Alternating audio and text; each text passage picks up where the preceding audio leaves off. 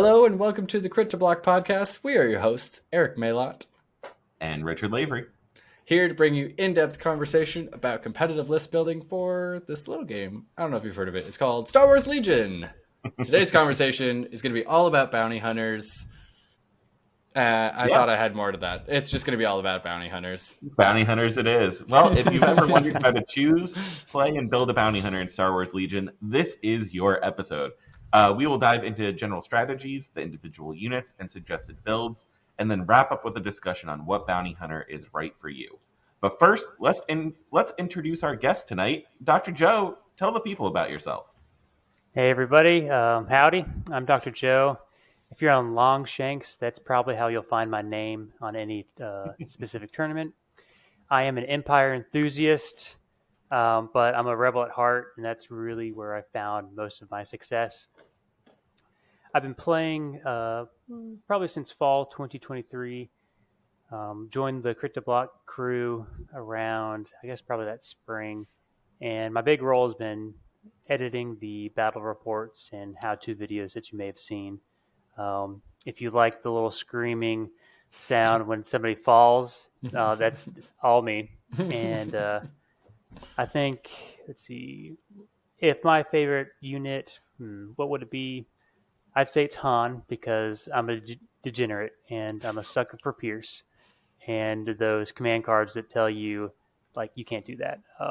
I played Blue. I played Islands in Magic, so like counter spells are my jam. Yeah, but what's your favorite upgrade? Oh, yeah, and my favorite upgrade is HQ Uplink. Never lets me down. Great. Well, Joe was probably the most impacted person by HQ Uplink getting the 2 pips on it in the recent update. So I had HQ Uplink on all 3 sleepers and was able to activate them precisely when I wanted them to go for 2 rounds in a row. But here we are. Here we are. And this isn't the Order Control show. It's the Bounty Hunter show. So before we fully dive in, some quick disclaimers. There is a lot of information to cover. So we're going to assume 2 things kind of off the bat. 1, that you've read the Bounty Hunter's unit card and command cards. And 2, that you know what the various upgrade cards we're going to be talking about do.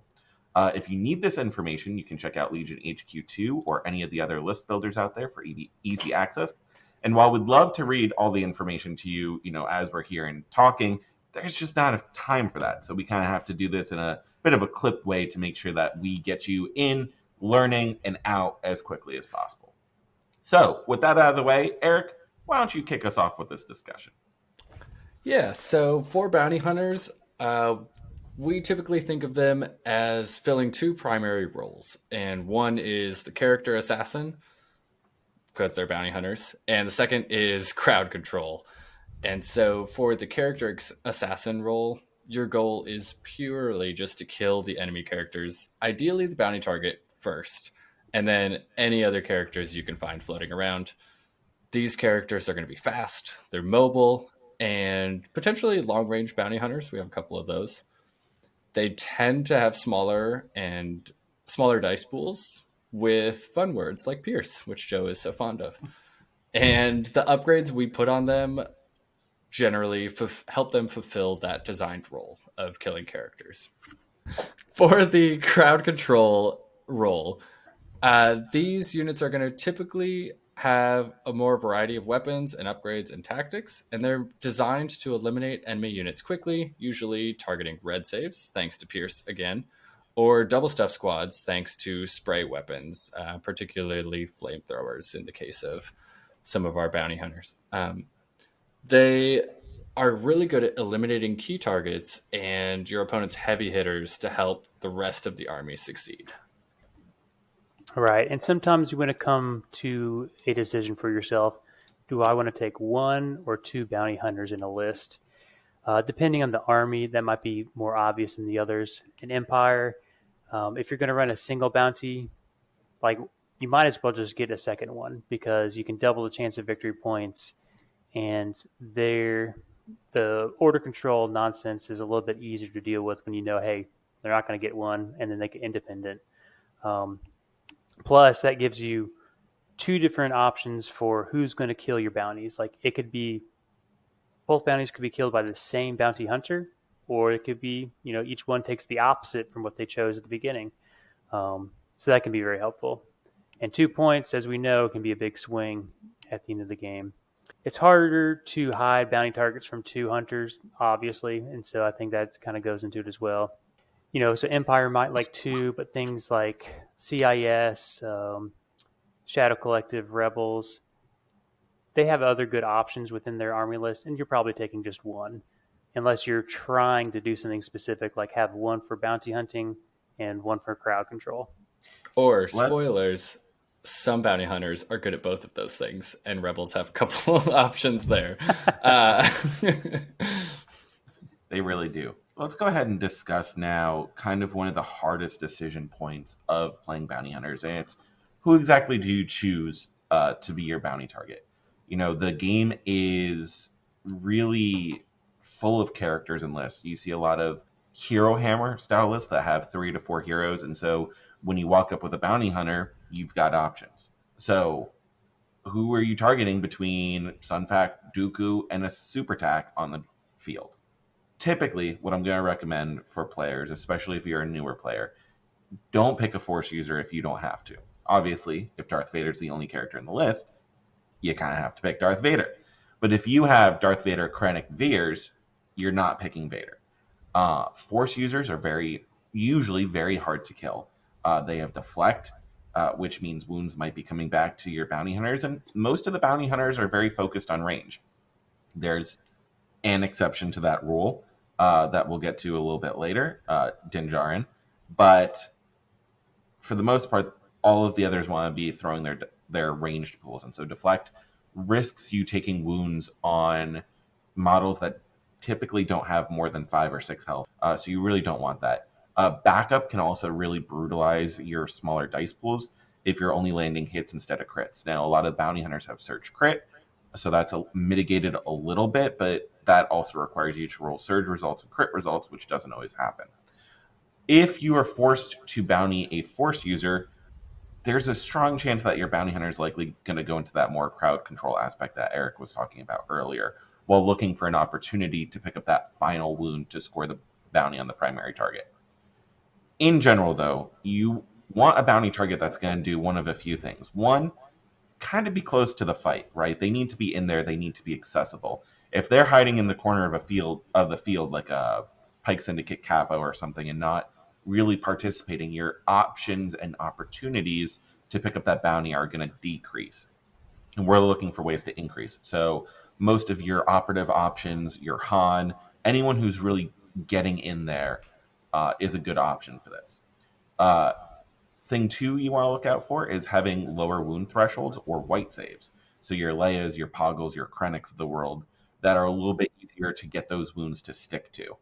And the third thing is you really want the loss of the bounty target to be a significant loss to your opponent's army. So go back, check out our episode on support commanders. Those are fantastic targets for your bounty selection. Absolutely. I think one thing I'd add to that as well is if you can anticipate,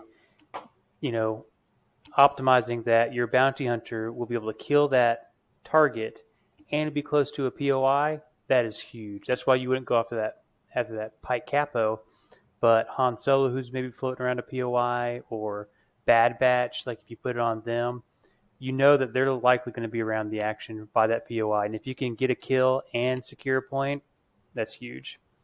But I don't know if I'd ever put a bounty on Bad Batch, though. Between 9 and 10 wounds of impervious red saves with surge tokens and dodge support. Well, for the example, it makes sense. They're going to be around a POI, but yeah, you're most likely right. You're not going to do that. But the theory exists. I will say, though, the other question is, how hard do you go after your bounty target? Do you try to pass up a chance to kill your target if your bounty hunters are yet to go? So say you've got a sleeper that you just activate and you have Din or somebody waiting on the side. Are you going to pop off the sleepers to take out Krennic because like, hey, I'm throwing a lot of dice, I could probably do it? Or do you try to go after a different target with them, you leave open the opportunity that they could draw the token for that target, move them out of the way, away from your bounty hunter, or do something to tie up your bounty hunter by, charging in and wrapping them up in melee so they can't use an attack or shot. It really can be difficult to decide that in the moment. But things to think about is, are you going to lose this game because of that missed bounty, that victory point that you might lose, or are you kind of comfortable and you can afford to? So things to keep in mind for sure. Yeah, so let's go ahead and talk about our bounty hunters. We have quite a few to choose from, so we're going to try and cover them all somewhat succinctly here. I'm going to kick things off with Boba Fett, the Imperial version, since Rebel Boba does not have bounty hunt. And he is extremely fast with speed 3, jump 2. He is a go-getter. And those support commanders that are hiding in the back line, that's not an issue for Boba. So I feel like he's going to go get them, right? Yeah, exactly. He has independent aim or dodge, so he can generate tokens. If he's in a bit of a bind, get a free dodge. If he wants to go kill something, get that free aim. Very good. His command cards are where he has kind of fallen out of favor a bit. They used to be very good. They all are pretty situational, and they haven't really kept up with the new edition of Legion. So we typically, as a group, agree that the rocket card, you could probably leave at home. Everything else is situational and maybe has merit, but you got to have a reason to take it. Like a good example would be the Whipcord launcher, right? The Whipcord is, in a vacuum, a fantastic card, especially against said force users that we were just talking about are kind of a problem.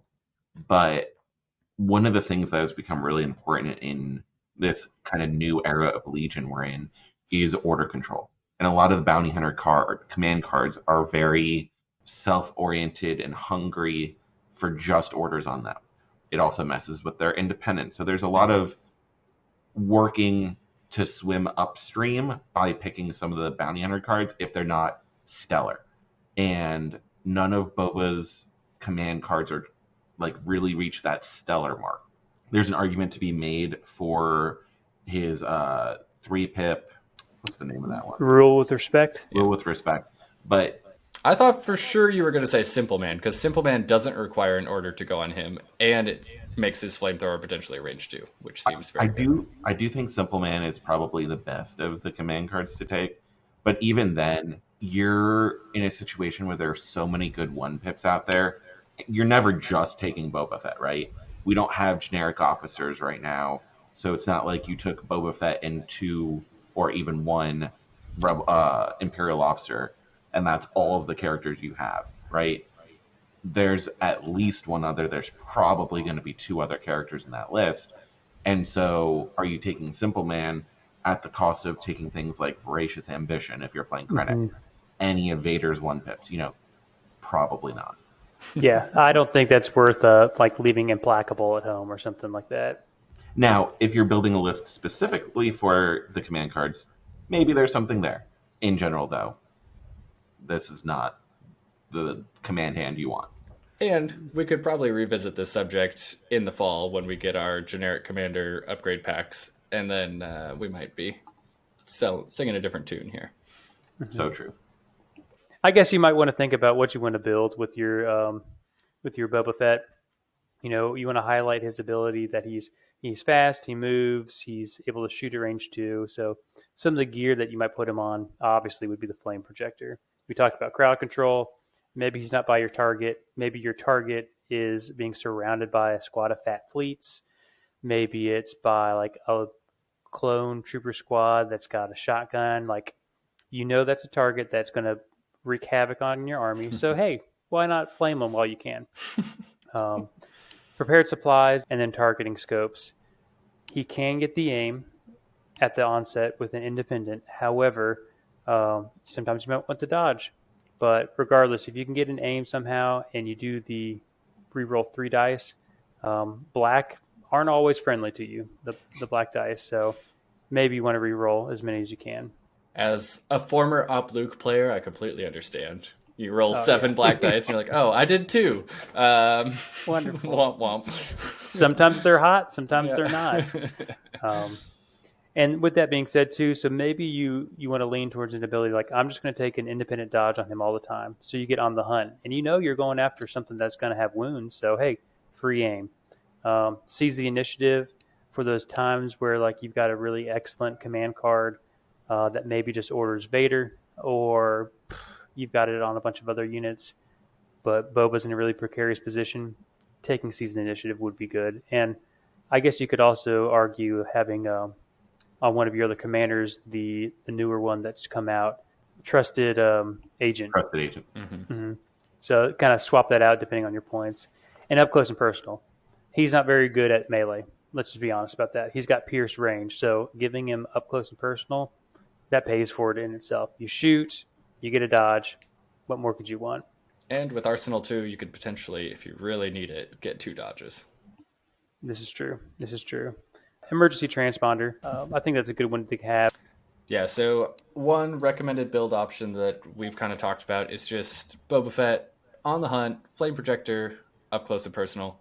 It comes in at 149 points. It's not super cheap, but like we said, Boba Fett is pretty good in our opinion. What do you guys think would give him like an overall rating out of 10? I lean more 6. Like I want to make him work. I just haven't figured it out yet. That's because you're playing Rebels. Higher. I would give him an overall 7. He's got the surging red Mando saves. I mean, those are just fantastic. He's really good at character assassination. It's fairly consistent that 2 attacks from Boba Fett should take out a 6 health white save commander. I think that's pretty great. Like you said, the black dice are a little bit swingy. He is very expensive, but I do think a creative player can really get those points back from him. So yeah, I think I would probably go maybe closer to an 8, but I am always an easy grader, and so we're going to average out at a 7 here. I think he's great. I hate seeing Boba Fett across the table from me. Fortunately, not many people are bringing him around us. So, but he is iconic, and if you want to make a scene, like he's certainly a cool one to have. Now, people aren't bringing Boba very often, but Joe, what are they bringing?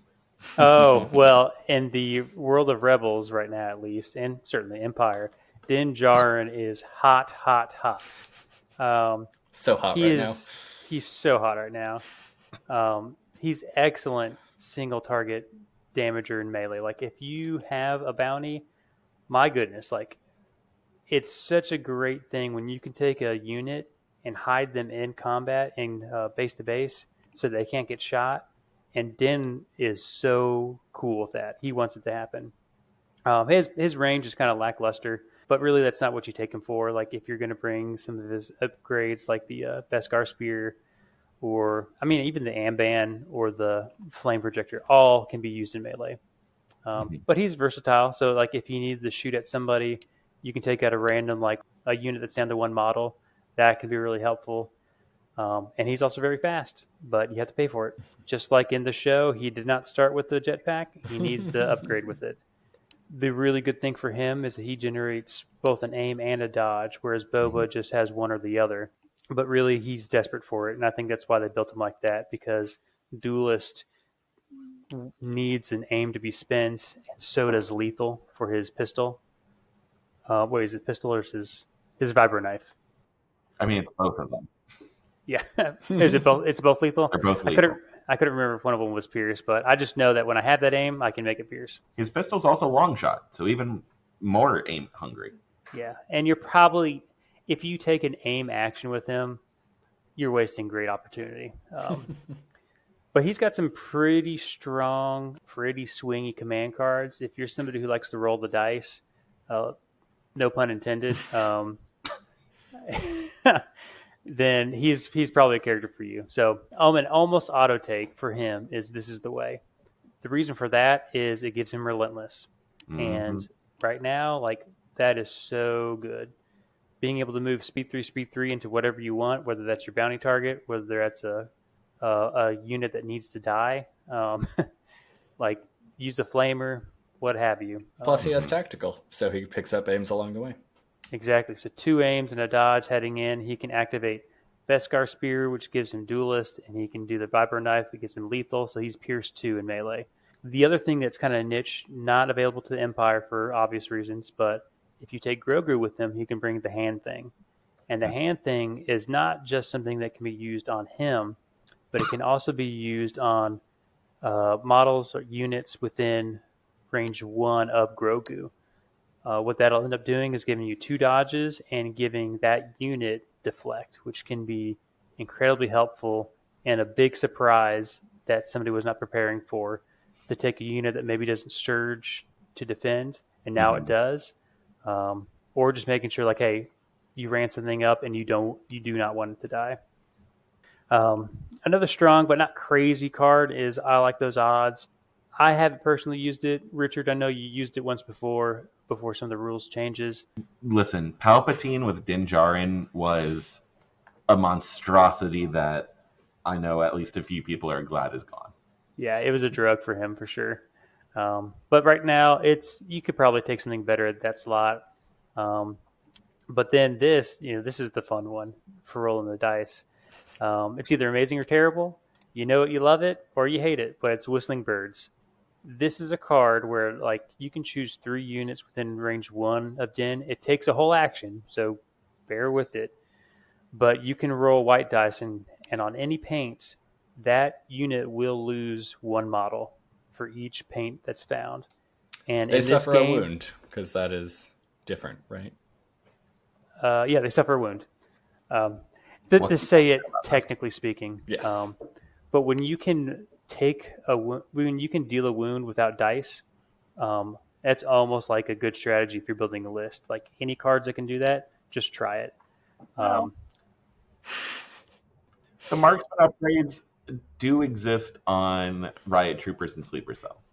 Just saying. Yeah, I guess you're right. Yeah. I guess you're right. Don't try Throw an this. asterisk on that Okay. strong statement. Don't pay 30 plus points for that, but if it comes naturally, go for it. Just use a 3-pip slot. If it doesn't come at the expense of an action, yes. If you're Yes, spending this is 1 true. or even 2 Whistling Birds actions. is an action. Oh yeah, Whistling Birds is an action. Never mind. It is an action. I was listening So- to Joe, I promise. So yeah, can you potentially wipe a whole squad? Absolutely. Chris, there's a battle report that we had where there's old school Blizzard against his rebel forces, and he wiped an entire unit of snowtroopers with Whistling Birds. Like just It was all paint, they're all great. gone. Last tournament that I was just in, I was running Din, and I was playing against Jordan from Charlotte. It was a great time, and I moved in onto a tower and saw 2 arc units and 1 clone unit. I killed 4 total arcs and 2 clones. And in turn 2, that was demoralizing. And I just like pressed the gas after that. Yeah, Whistling Birds is one of those command cards that really gets into the psyche of your opponent and messes with them.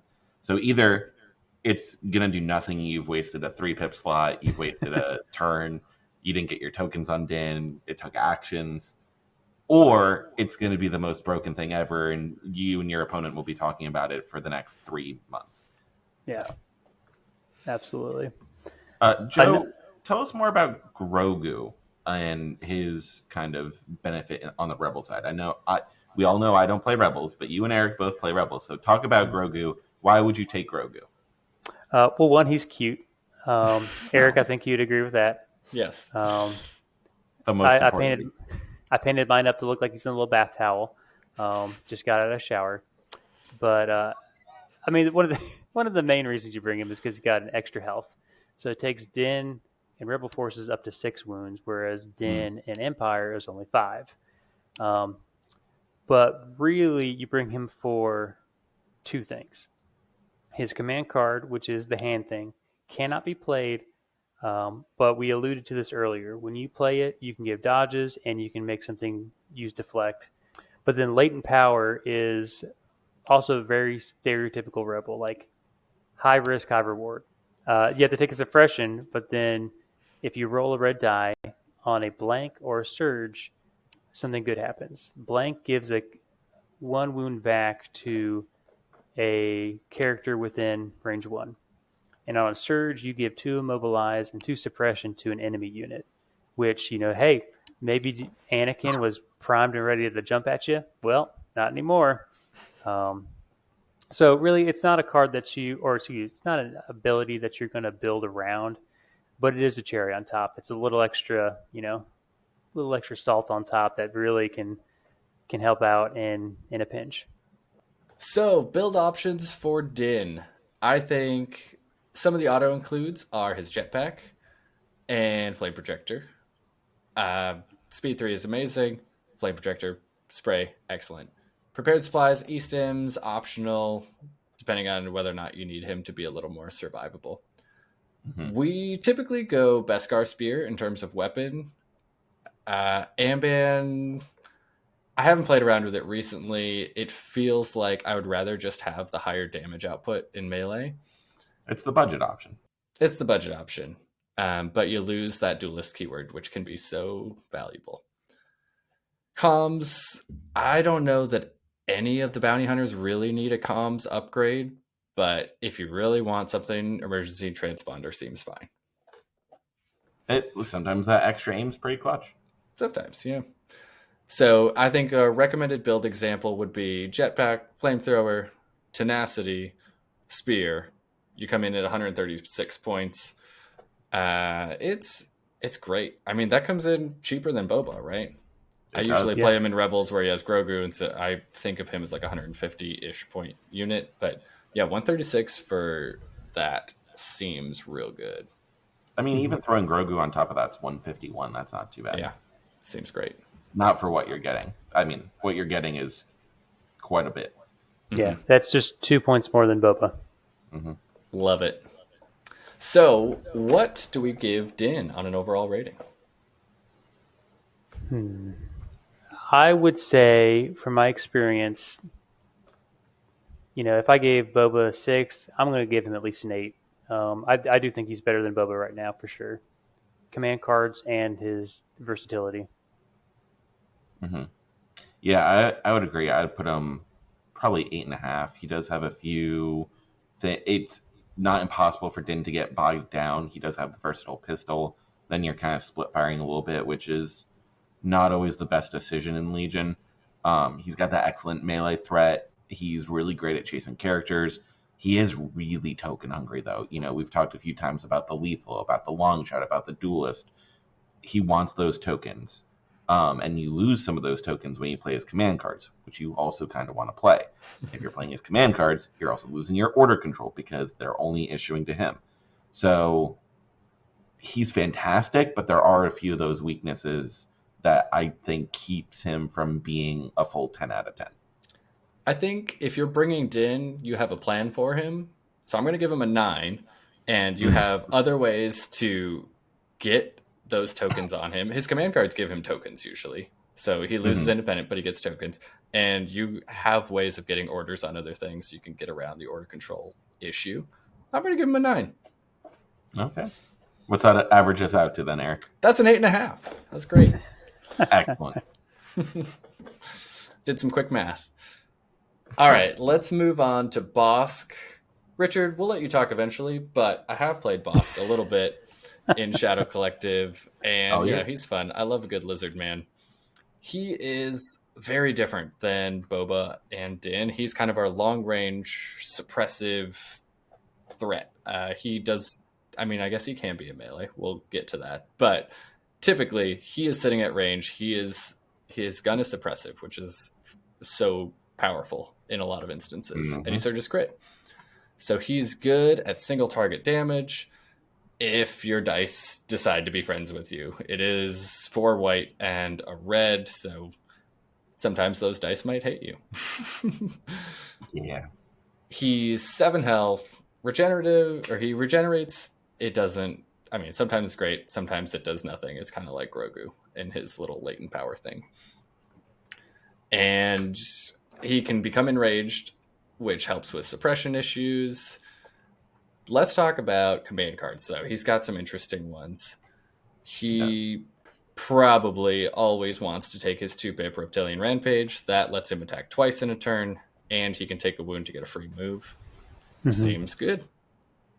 The situational ones has 1 pip with a Dioxys Mine. The poison can be good. It still does proc bounty if you kill someone with his poison bomb. And it's pretty good anti-Jedi tech.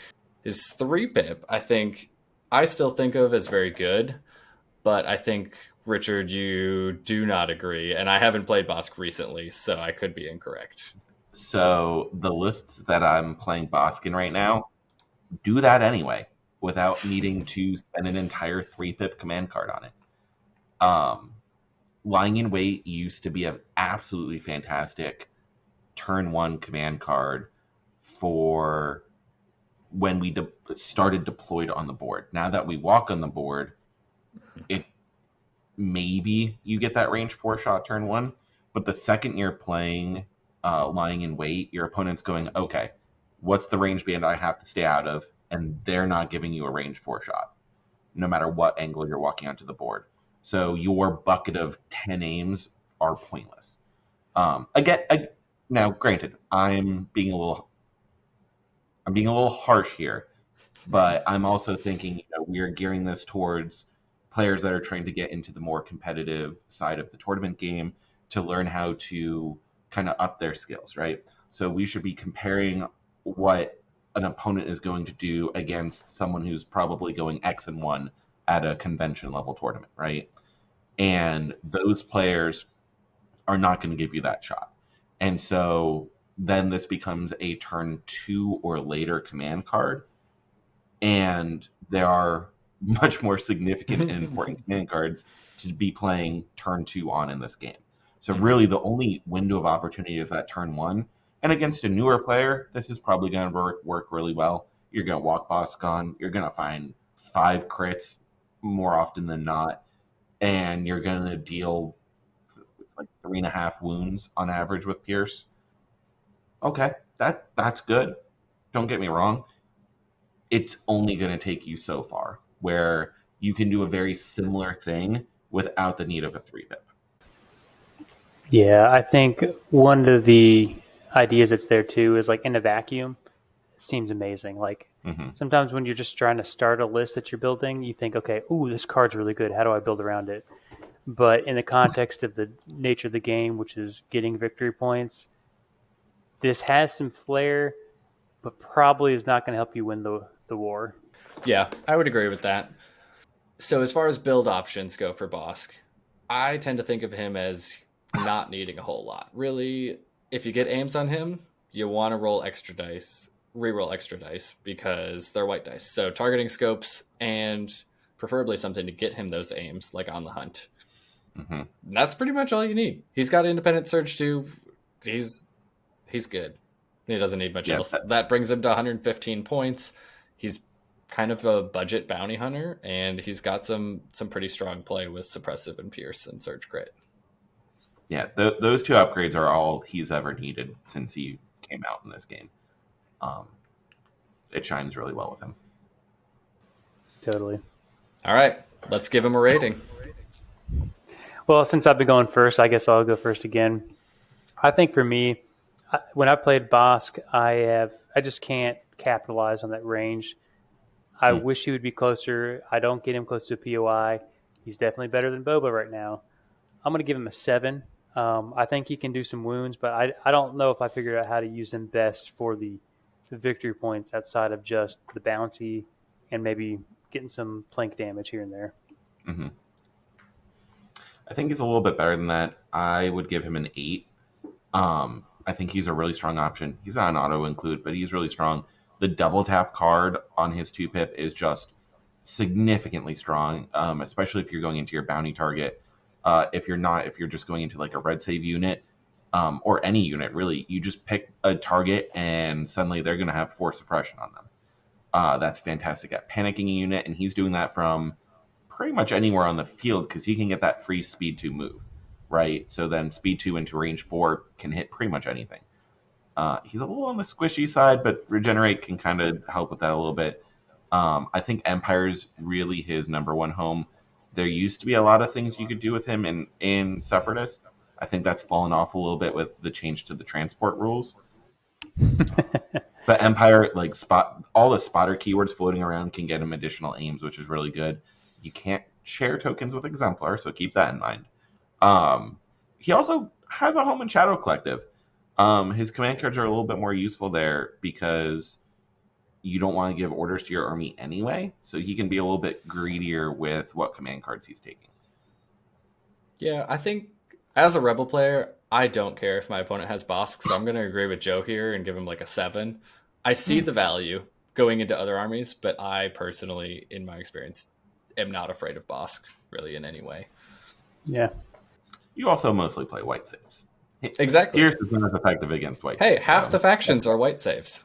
So for half of CIS is mostly white saves. Dude, I would you haven't argue and played- say they are a red save army now. Well, Let's be honest. I guess I'm the B2s, only Magna white save. Guards, BX droids. It's yeah. But Not B1s, right? white save. There's so many B1s. Of course, they're white save. An argument for a different time. Yes. Because right now we got to talk about Cad Bane, who is takeable in Separatist Empire and Shadow Collective. Let's talk about the highlights. He's a very mobile character. He's speed 2. He's steady. Jump 1. This allows for some peekaboo shenanigans where he jumps up onto a target, takes a shot, and then climbs back down to safety, so he can't be shot in return. That's not bad. Or he just never shows up on the table. He's just that. You never see him. We haven't gotten there yet. He's got strong defensive tech, independent dodge 2, fantastic. Danger sense 3, something that Eric lives for. Courage 3 makes him hard to suppress. Those are all great things. His weapon profile has not kept up with where the game has gone. 4 black, Surge Crit, Pierce 1 is not what it used to be in this game. It's fine, but it's not winning any awards. If you're going to be taking Cad Bane, then let's look at his command cards, right? His 1 pip, I'm Your Worst Nightmare, gives him 2 attacks. That's pretty good. We just doubled his dice pool. We talked about that as one of the weaker points here. Wonderful. Let's give him an additional attack. It also gives him, not Danger Sense, Uncanny Luck. So you're re-rolling those defense dice, which is also really nice. Situationally, his 2 pip, I'm in control.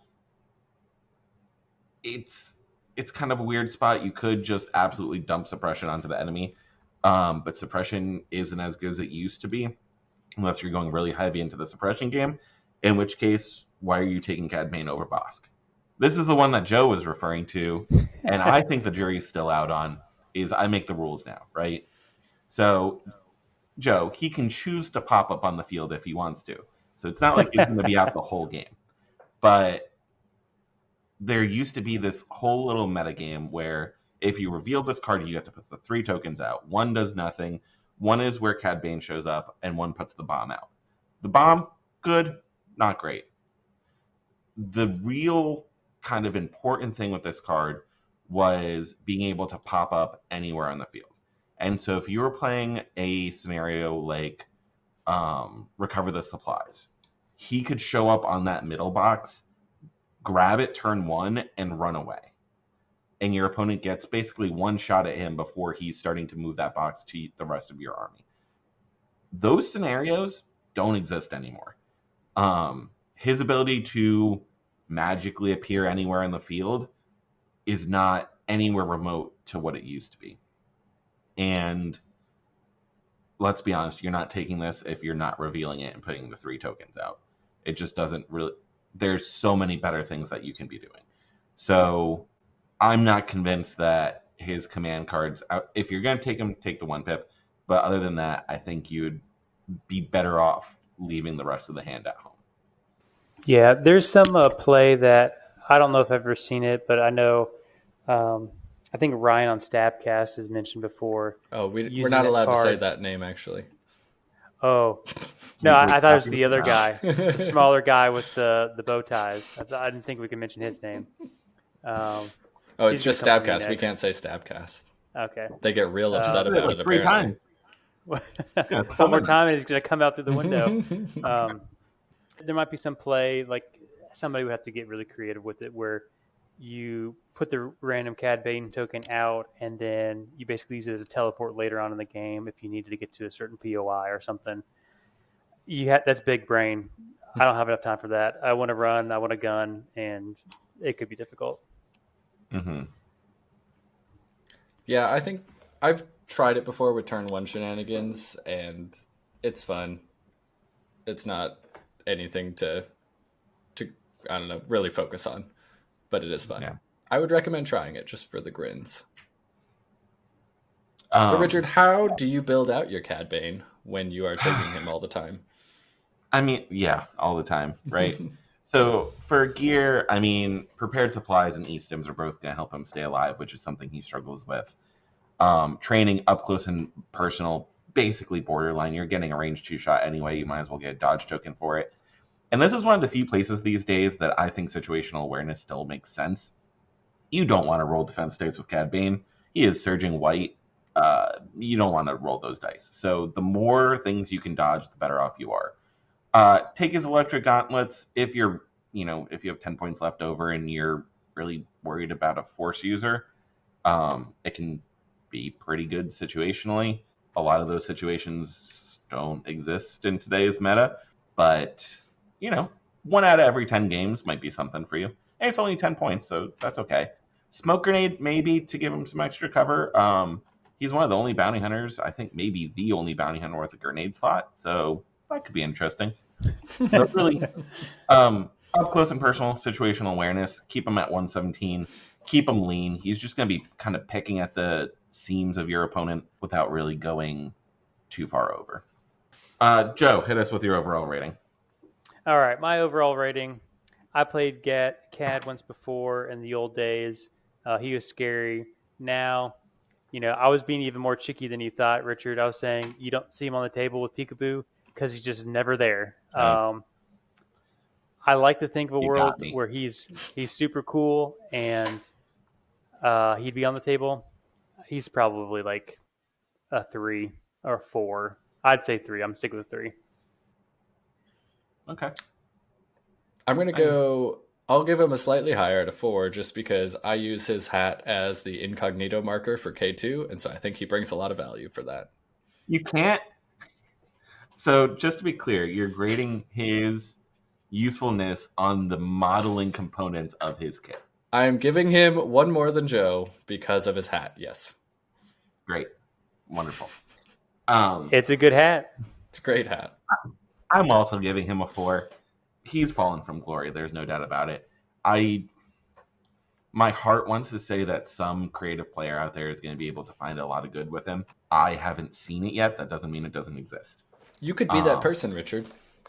Nope. His tricks just aren't what they used to be. So, realistically... Don't you want a challenge? No, y'all challenge me with enough things. Don't make me bring the lat back out, Joe. Listen, if you want to see Cody die again on turn 1, I'm more than happy to Anyway. make that happen. If you're thinking about taking Cad Bane, just take Bosk instead. Bosk is cheaper for the build that we gave you and does more for your army overall. But in the vein of plinking gently at your opponent, I'm going to transition to IG-11. I have played IG-11. I think he is actually pretty solid, but that is about all he's going to do is he's going to plink gently at your opponent. The difference is he has Gunslinger natively, so he's going to plink at 2 units each round. Plinking me gently. Yes. From range 3. Range 4. Range 4. Even better. 2 So black and a white. Search yeah. to hit. Plinking me With gently. Sharpshooter 1. So he is obviously not in the same vein as Boba or Din. He is not a big single target character assassin. He is going to be that crowd control unit that is just gonna plink from range. If you take it depends on what programming you take, but assuming you take you have to take bounty programming to get bounty. This is the bounty hunter episode. Yes, I forgot. But as long as you choose a commander as your bounty target, you get Pierce 1. And so that range 4 die pool of 2 black and a white with Pierce 1 seems it's good. He does only surge hit, so you have to deal with light cover sometimes. But with Pierce 1, you're especially into red saves. It's strong. Like we talked about, apparently three-fourths of the armies out there are red save armies now. So he's bringing value. He has some decent defensive traits thanks to his red saves and armor and impervious. Command cards. He has the anti-capture protocols, the 3-pip that you have to take if you bring IG-11. I His think weakest point. it is his weakest point, but I think the change of Legion to going to 5 rounds makes this a non-factor for me. Like, you can just not play it. It's not a big deal. He does want to sit at range, and so you're not at least when I play him, I'm not putting him in a position to get value out of exploding, and so I just don't play it. So are you not playing his 1-pip then? I also don't usually bring his 1-pip. Interesting. I would say that Mechanical Carnage is one of the greatest things about IG-11. See, I just don't think that's... With how close things are together these days, even if you get, let's just say, 4 units within range 2, and you deal, your average 1.5... Well, actually, because you're shooting with his range 2 gun, right? Or his range 1 to 3. His range 3 gun is worse. It's 2 white and a black instead of 2 black and a red. Right, but it would be Pierce 2 then. Yeah, but it's 2 white. But I guess you're solid type. Okay, let's just say you're using the 2 black, 1 white. You're averaging 1.5 wounds into a red save, and you're doing that to 4 units. That's 6 wounds off of a 1-pip. Yeah, that's better than a lot of 1-pips out there. True, and maybe I'm just playing IG-11 wrong. Or it's a lot of suppression, and sometimes that can be helpful in a pinch. It has a place. If you're taking IG-11, there's really like 2 routes you're doing, right? You're doing the crowd control plank for range 4, in which case he's just wherever you put him turn 1, he's staying there and just aiming and shooting every turn. Or you're trying to move up for that Mechanical Carnage, in which case you might play anti-capture protocols. Mm-hmm. And see, I play him. I don't know if we really talked about this, but I play him to fill a specific role of that long-range Pierce threat, because I think as a Rebel player, I have so many other things that are really good at getting up in people's faces and doing damage. So he's my sitting on a back point and still bringing value. What about a Machine Made for Killing, right? His 2-pip. Any use there? Yeah, I think that card, I tend to think I would take that usually before his 1-pip. And really, yeah, so to me, that is the card where, like, the way I play him, he's sitting back on a point, and it gets closer to the end of the game, and you really need to push POIs. And so obviously you want to shoot with him because he has Gunslinger and Pierce, but you need to move. And so with that card, you can double move and still bring value with his Gunslinger weapon, which I think can be good.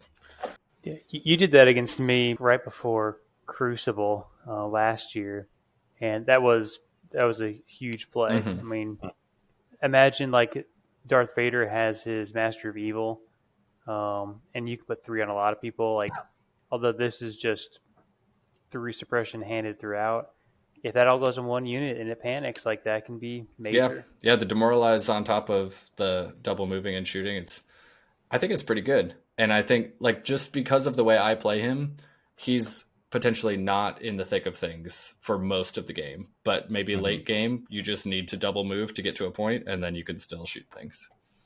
And throw suppression on him. So are you taking any upgrades on him? He doesn't need much, I don't think. Obviously, he has to take the bounty programming. I think he's one of the few units that would prefer mission objective over on the hunt, just because his die pool is so small. That's a good point.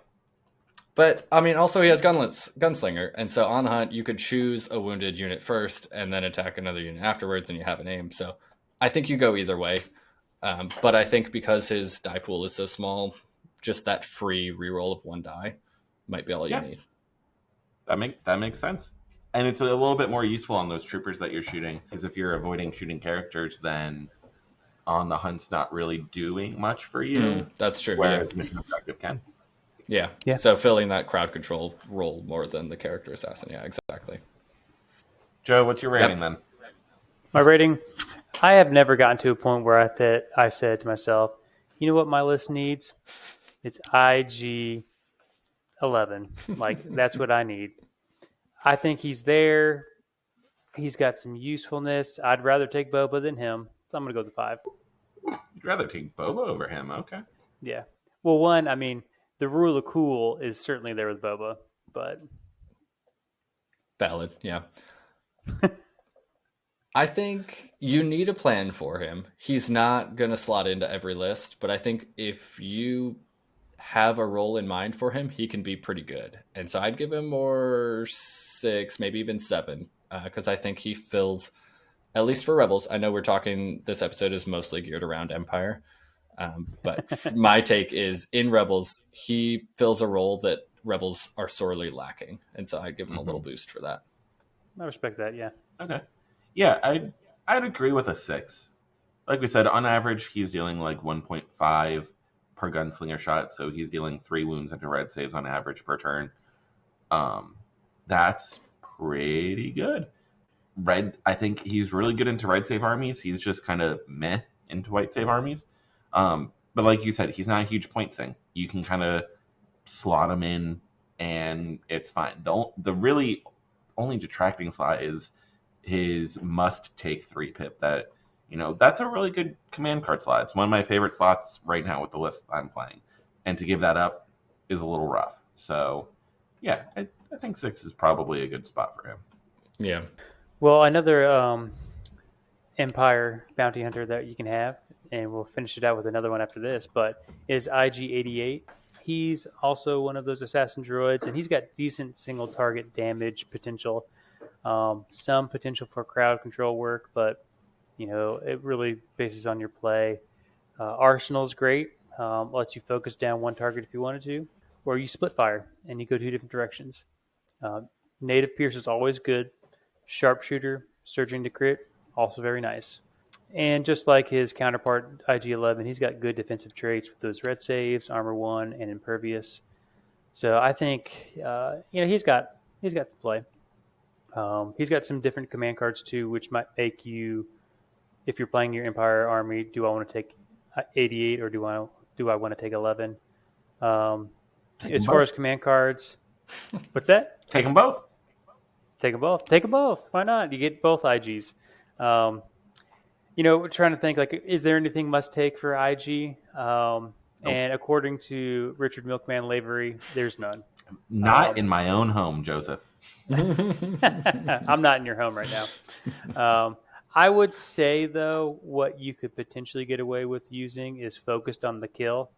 That is the one where, like, if you're trying to, like, leverage his ability to be a bounty hunter, like, that's going to get you there. Being able to say, hey, bounty target, you're not able to spend your green tokens. Just imagine that being in a clone army. Like, that's huge. And then not only that, but say, hey, you're not going to kill IG until he does what he wants to do, which is most often going to be hunting down that bounty target. I think that can be pretty good. Otherwise, it's probably just situational at best. Like, you're not going to take that and think, oh, this is what I'm going to take for my cards, especially with other options. But that independent programming, also probably situational. Something that you play maybe at the beginning because you're trying to get some of the benefits from it, because that's the permanent card, right, guys? They're both permanent. Mm-hmm. Yeah, they're both permanent. So there's that. So other than that, you can dream up scenarios in the vacuum of your brain, but if you're playing IG-88, excuse me, yeah, if you're playing Did you say 88 the background or the vacuum of your brain? The the vacuum. vacuum, like the vacuum. The vacuum of your brain. Okay. It made more sense in my brain. The in my vacuum. vacuum Yeah. Of your brain. before I said it. Anyways, but if you're playing 88 to be your hero for his 1 pip or his 3 pip amongst everything else you could do in Empire, you're probably going to be disappointed 5 out of 6 times. 88 doesn't have a 3 pip. He has 1 Also pip true. and 2 pips. Wow. Oh, well, I can't read, so there's that. So yeah, there's better 2 pips. I think you can read. You just wrote it wrong. I'm not convinced I can read. I think I've just memorized a lot of words. That's not what you want from your doctor. Well, neither here nor there. Anyway, Um, I think you and I were when we were kind of building the notes for this show, arguing a little bit about his command cards. And my biggest Mhm. gripe with them is when do you play them, right? They're permanent. So you kind of want to play them early, right? But they're lower pips, like we just either found out or we're discussing. And you kind of want to go after your opponent most times in turn one. I would argue in turn two as well, but that can be debated. And so there's not really a good time to play these command cards to get their benefits over multiple rounds. You could argue, and I know you did argue, that you would play his focused on the kill card when you want to dive in to go get that opponent's unit, but it's to get the most out of that, you really want 2 bounty targets on the field, so you're kind of slotting him into the double bounty, and then you're taking one of your 1-pip slots for this card that you want to play probably turn 1 or 2, because that's, you're going to get the most amount. I don't think you're diving IG-88 on turn 1 or 2. Like, if you're playing it as a dive card, benefits of that command card every I don't single think he round. needs he doesn't need to get that benefit in turn 1 or 2 already. I think turn 3 is fine. Yeah, I think that's where I was thinking, is that it is permanent and you could benefit from it, but really you just needed the turn that you needed. Mm-hmm. So you're arguing that you take shots at your bounty target the entire game without this, then the one turn that you are finally going to kill them, you play this so they don't get green tokens, versus playing it early where they don't get green tokens the entire time you're attacking them. Yeah, because I'm imagining there's other. Okay. I'm imagining there's other cards that you want to play turn 2 because of the tempo. Like you were saying, there are better cards early game for order control and various reasons. I think there's no race to get your bounty target necessarily. You just want to do it. Like the game's not going to be over before turn 3. But I don't even think this card's necessary to get your bounty target. It certainly helps. You could play, so let's say you're taking double bounty, right? And one of the more common double bounty options we have, IG-88 Bosk, right? You're probably only taking 1 2-pip from a bounty hunter. The other 2 pips likely going to come from your commander. Is this better than Reptilian Rampage? I think the silence says it all, right? No, I think it might be. Reptilian Rampage is a 2-pip. This is better than Reptilian Rampage. Reptilian Rampage is a 2-pip. This is a 1-pip. We're talking about 2 different things. Focused on the kill is a 1-pip. You're right. My bad. Are you taking this over Deoxys Mines then? Yes. Yeah, I'm taking it over Deoxys Mines. Absolutely. No. What? You can use this at range. Deoxys Mines, you got to get in close. And like I said before, I never move my Bosk. I just can't figure out how to do it. Yeah, Bosk he's just chilling. Something user problems, Joe. Oh man. Anyway, I absolutely take Focused on the Kill over Deoxys Mine. So, listeners, the important takeaway here is there's a lot of ways to build a command hand. There's a lot of different ways to play the same character. And you really got to find what works best for you and your play style, and also learn how to move your Bosk on the field. What Richard is trying to say how to build options. Perhaps. Hit us with some build options. What Richard is trying to say is there's no one correct way to play some of these characters. There are wrong ways to play them, but there are multiple correct ways to play them. You can experiment. Thank you, Eric. Like playing your 1-pip turn 1 so you can use it the entire game. All right. Build options. What do you put on IG-88? Well, I'm glad you asked. I think what we normally go for is On the Hunt and some targeting scopes, because you want to get those aims. You want to be able to reroll as much as you can because he's throwing white dice. It's really all you need. Anything else is probably because you have extra points for some reason. They're just good, strong options because you're not going to hit all those white dice. Maybe 1 or 2, maybe there's a spike. So you just want to make sure you get, on average, you're hitting 4 on any given attack. And so, in retrospect, what kind of average, what kind of rating am I going to go for? I probably, with focus on the kill in mind, I'd probably take him over Boba. I'm going to give him probably 7. Because I do think he can kill a bounty better than Boba could. Mm-hmm. I would agree. I gave IG-11 a 6 or a 7, and I think I would if I had the option to take IG-88, I would rather take him. And so I'm gonna go. I don't want to say like an 8 necessarily, but like a 7 or 7.5. I think he's pretty solid. Mm-hmm. I'm gonna give him the same as IG-11. I think they are at a 6. I think they're extremely comparable, and one is more focused on kind of that multi-damage to 2 units, and the other is focused on going after your specific bounty target. IG-88. Blinking softly versus, Yes, blinking softly with Pierce. The 3 black, 3 white surge crit, even with the targeting scopes and on the hunt, you're going to whiff that probably half the time. You'll find your 3, maybe 4 on average. It's good, not great. And so I think if you run him lean, take maybe one of his command cards at max, you'll get his points value back out of him, but probably nothing more than that. All right. So you heard it here. Richard thinks all IG droids look and behave alike. How was that your takeaway? Anyway, so close-minded. You just said that. Moving on to the golden child of the Empire right now, Mr. Kallus, who is a unique bounty hunter in that he's a support bounty hunter. He has some really neat keywords like direct core, free action observation. He has got really supportive command cards. He is the only bounty hunter that shares an affiliation with the rest of his army. Throw an asterisk on that. We'll get to that in a second. And he's still useful. He's got a decent gun. 1 red, 3 black. He can long shot. It works either in melee or at range. He's got critical 1 on that. He can make it pierce. There's a lot of options going on with him. As far as his command cards go, ISB Investigation, which is his 2-pip, is arguably up there as one of the more powerful command cards in the game.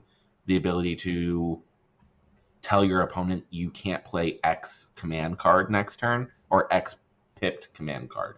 So you can just cancel a 1-pip. It's very strong, especially if played turn 2. His other 2 cards, they're situational. Face Me is fantastic for tying up a Jedi or a Sith, any saber wielder, really. It gives him that surge defense. He has immune pierce melee. It turns him into really just a tank into those saber wielders. Ruthless Tactics takes a lot of thinking to set up correctly, but if you use it in kind of synergy with the rest of your army, you can dump a ton of suppression into your opponent. And that's really effective and efficient in the right lists. His upgrades, I think there's kind of 2 different builds you can really go with him. Either the aggressive build or the support build. So the aggressive, you really kind of want to get him in there into that melee. He does have charge. So, double speed to move is great. Throw like tenacity or maybe into the fray on him. On the hunt if you want to keep him ranged. But you only get to pick 1. He only has 1 training slot. Prepared supply is always great, but I think environmental gear really shines on him, especially since he is a charge unit. If you want to go the support route, pretty much any leader slot upgrade works on him. Lead by example, improvised orders, strict orders are all great choices. Strike team leader, I think, is a really strong support pick for him, especially if he's paired with Krennic in a unit of Death Troopers, because he just hangs out with Krennic to get the additional aims he needs anyway, and then just always gives the Death Troopers a free aim. Or dodge if they need it, but more often than not, it's going to be that aim. And so that ends up being really strong. And the best part of Kallus overall, with Strike Team Leader and environmental gear, he comes out at 80 points. It's clean, Real cheap. clean and lean. Clean and lean.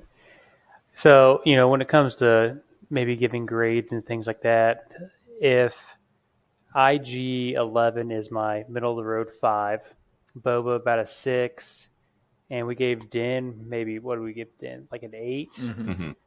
Um, I don't know. I think Din's probably better for the bounty aspect. So I'm gonna give Callus probably a 7 Hmm. because he's not the true bounty hunter, but if you want some support, he can really be helpful. Yeah, I think he definitely has a unique role among the bounty hunters because he is so good at that support piece, which is not something that anyone else can do. I think the direct is also a really strong keyword, and so that alone, I think, gives him a boost. Strictly as a bounty hunter, I would agree with Joe. He's fine. He might not get your bounty. I'm actually not at all scared to see Callus across the table, similar to Bosk. So I'm You not need too to play worried. Middleman and Pizza Party. Yeah, bring it on. So I'm going to give him a 7. I think Okay. he definitely has a role. I give him an 8. And the reason is you aren't necessarily taking him to score the bounty with Callus. You're taking him to put double bounty on the field for the other bounty hunter you're bringing. Because this is the only, again, asterisk, character that lets you do double bounty without having to take underworld connections. And suddenly your bounty hunter character that you're, your Din, Boba, Bosk, whatever you're taking, has 2 targets that they can chase on the field instead of 1. And Callus is still a threat for that. But if Callus is just playing a support role with direct free action observation and, let's say, strike team leader, you're still getting your points out of him. If he does, two wounds a turn, right? He's only 80 points. That's bargain basement level points for a character that has all of these keywords on him. And in a meta absolutely stuffed with force users that have sabers and stuff, he can soak a saber wielder for an entire turn by himself, usually 2 turns. And he can even survive against 1 pips from like Anakin and Vader. So there's a lot of utility you're getting out of those 80 points. I don't think if you're just looking at him for can he score the 1 VP for bounty, sure, he's a 7. But I think all of those support really bumps him up higher. In Empire lists right now, if you're just doing generic Empire, you need a damn good reason to not be bringing Callus. I don't necessarily disagree, but like I said, I'm not scared of him in any way because I am the ranged Pierce faction, and he dies very easily to ranged Pierce. That's true. Respect, Got 5 health. Respect the mutton chops, okay? Well, that takes us to our honorary mention / asterisk. That is Asajj Ventress. Her 3 pip, if you take it, one of the options is to give her bounty and reinforcement. Now, if you're in your right mind, you're probably taking the Makashi Mastery Demoralize 1 and outmaneuver option. But let's say in some magical world, you walk up to a table, your opponent doesn't have Impervious, your opponent doesn't have Immune Pierce, you have no use for Makashi Mastery whatsoever, and they've got a 2 to 3 kind of squishy characters out there that you could pick up a bounty on pretty easily. Ventress is a missile piece. You send her at 1 target, you kill that target, and that's her entire job. Usually it's a force user, so she gets her points back. But if it's a bounty target and it gets you a VP, that's pretty good. If you pair her for double bounty with like a Bosk situation, suddenly maybe you are doing that and taking the 3 pip to get the double bounty on the field. It's one of those, I haven't seen it in play in like someone actually doing that, but in theory, it's pretty good on paper. So if you're bringing CIS and you really want to do double bounty, consider Asajj Bosk over Bosk CAD. All right, so knowledgeable experts, how do you go about choosing the bounty hunter that is correct for you? Well, when I was thinking about this question, sometimes it just comes down to you built your list, you got the points, you know you wanted a bounty hunter, but maybe you just wanted to fill a gap in your tactics or your strategies. Hmm. Talking about the Mandalorians, they have their flamers, so I think fat squads are coming back up. Having a flamer handy, super nice. Maybe you have a bunch of range 2 units and really nothing at range. Um, so maybe you went the long range pierce, so you go with the Bosk. I think that's a very important thing to do. I think there's a level of command card synergy when you're building a list that you kind of have to keep in mind. A lot of these bounty hunters, especially the kind of interchangeable ones, Cad Bane Bosk, both IGs, are all approximately 110 to 120, even with upgrades. And so you can kind of slot any one of those in to the same point value. So really, once you build out the rest of the list around it and you start looking at those command cards, what utility are you going to get out of them? What are you going to be able to maximize on? What is the order of the command cards you want to be playing? And that might push you towards one of the bounty hunters over the other once you see it within the big picture. Yeah. And then personally too, like, do you just like playing more at range or in melee? I feel like melee combat makes much more like just logistical sense to me. So in my rebel army right now, playing Din with Grogu, like, hey, I'm just going to get him in melee and then see what happens after that. Mm-hmm. I already told you that I cannot play Bosk because I don't like to move him too much and I don't get my scoring. So I'm just not going to play a ranged threat. That's just the way it is. Mm-hmm. Yeah. At the end of the day, you can really kind of mix and match and see what works best for you. We kind of went through our point scale. Some of them kind of fit better than others, but sometimes all your army needs is a 6. Sometimes all you need is that little bit of extra damage to soften a target on the way in. So you pick up IG-11 over Din Djarin. There's a lot of different options.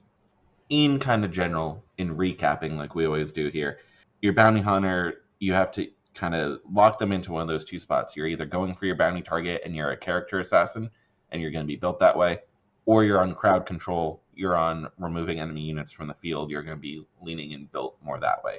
Whatever your role is, lock into it and keep your eye on the prize. You have to be a little flexible, but don't divert from the primary mission that you're going into when you're building your list. Yeah. Absolutely. Richard kind of harped on it this entire hour plus, but army synergy I think is really important. You can't just slot a bounty hunter into lists, any list that you want. If you want to get all the usefulness out of them, their command cards give them a lot of cool abilities, but they don't necessarily fit into armies very well. So keep that in mind. You may just need to focus on their unit card instead of all the cool tricks that their command cards give. Yeah. In general, you might just, like, if you're playing Shadow Collective or CIS, likely your answer is Bosk for now. Maybe Cad gets some glow up in the future, but who knows what's going to happen with that. And then if you're with Empire, the world is your oyster. All right.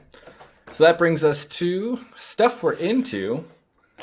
Let's see. Joe, you have not been on our podcast before. Let's start with you. What kind of cool stuff have you been into in the last week or two?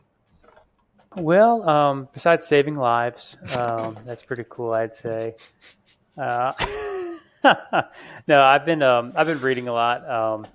I've been going through the Throne of Glass series, which it's a lot more enjoyable than I thought it could have been. I'm currently on Heir of Fire, which is the 4th book, and I'm enjoying it. So, it's a good time. Nice. Yeah. Richard and I are both big Throne of Glass fans. So welcome Absolutely. to the club. Richard, how about you? Oh, what have I been doing this past week? My RPG group that meets on Sundays has started up a new campaign. So we are playing the Star Wars RPG by, I think, Fantasy Flight, if I remember right. It's a lot of fun when your game master is a massive Star Wars nerd like Ryan Sawalski is, you're in for a treat. So it's going to be a really fun ride. It's a fantastic group of gentlemen. I'm excited. Nice. In a similar vein, I am also. I had a D&D session on Monday, and it was a lot of fun. We took down a dragon. I caught it on this line like I was going fishing, and it was just I made some very hot rolls. I rolled a nat 20. The GM Oof. also rolled a nat 20 as we did just a dice off basically. Opposed dice roll, and we both rolled 20s, which was wild, but he was gracious enough to give me at least some of the benefit as a generous GM. So it was a lot of fun. We had a great time, and we are very close to the end of that campaign actually, so it's only going to heat up from here for the next couple sessions. It's going to be fun. Well, great. I believe real quick, if you want to find us or get in contact, send us an email at crit2block@gmail.com. Hit us up on the Discord. We're out there. We usually just have the Crit2Block tag after our names. So whether you're in the North Carolina Discord, the Legion Discord in general, send us a message, send us a DM, whatever you want to do, feel free. Absolutely. Yeah, we'd love to hear from you. So I think that rounds us out. Sorry we went a little long today, but we had a lot to cover, and I think we didn't want to leave stuff out. We had a few laughs. We had a few tears. But whatever you do and whatever you have, just don't forget to crit the block. Beautiful. Thank you, Joe.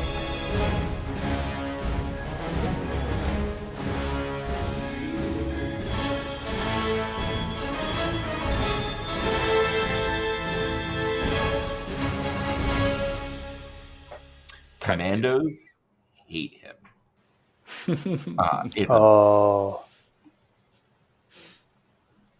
I agreed with that. That was just me agreeing. I wasn't trying to take any space for talking. Okay, great.